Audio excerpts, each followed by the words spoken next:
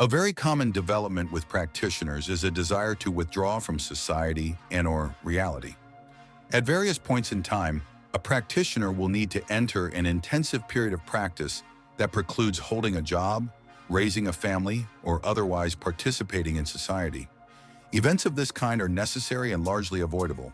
They often last a few days to maybe a year or so, but rapidly become counterproductive beyond a certain threshold of time. Ideally, they center on the development of a specific skill or the acquisition of a particular experience. After that is where the trouble starts. On the one hand, it appears to be very difficult to incarnate here. An extensive waiting line of sorts seems to exist, and getting a seat in the nicer places looks to take even longer. The timeline between my last incarnation and this one was about 90 years. Not a blink of the eye in geologic time. An entire world of difference in human affairs, especially in the West. 2 world wars, the rise of the modern world, and elected government becoming something other than an untested anomaly all occurred. Pretty big stuff regarding the day-to-day standards of living among mankind. Treating the world as something to be avoided makes a man come off as a punter at best and a wastrel at worst. If you took someone else's seat and proceeded to throw it away by hiding in a cave for half your life, I'm pretty sure you are going to pay for that in the long run. The big names in Hermetics were all men of renown: Pythagoras, Newton, Paracelsus, Bruno, and even Einstein was probably a Kabbalist of sorts. Not exactly the kind to hide from human affairs, which is why they were all the man whose names are taught in schools, have books written about them, and will be remembered over the ages. It's also why that dreadlocked trust fund hippie at the New Age retreat is a butt-fucking loser who can't even be bothered to procreate and is continually whimpering about a fallen world. The world of today is far different from the time of the Buddha. Siddhartha Gautama was born 500 or 600 years before the time of Christ, into a world where most of the megafauna had been hunted out.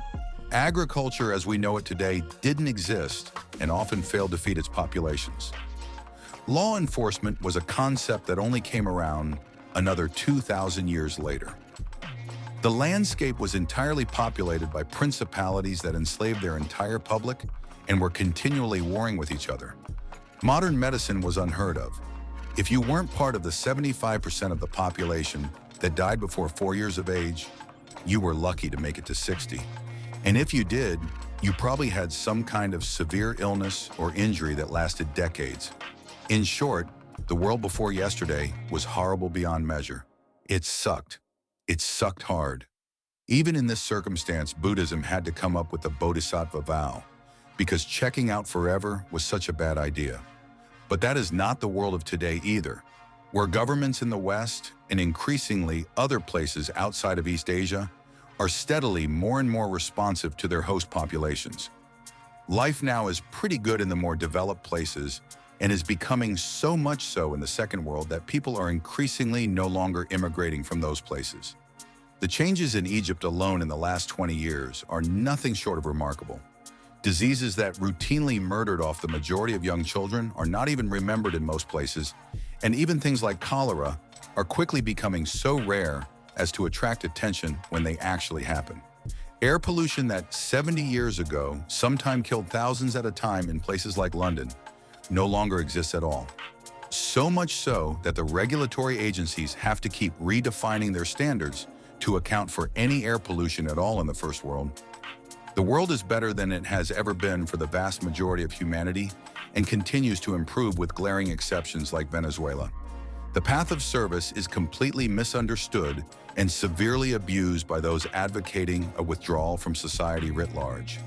You incarnate here to do things, not to dodge your taxes, be a part of the world but not live in it, or to spend your days complaining about how everything is going to hell and will never get better. A time has never existed where a single man could positively impact so many people with a high likelihood of reaching old age in comfort, and it has never been easier or had less interference from the ruling classes. A single adopted child born of a 17-year-old mother rising to fame and fortune as one of the richest men in the history of the world, i.e.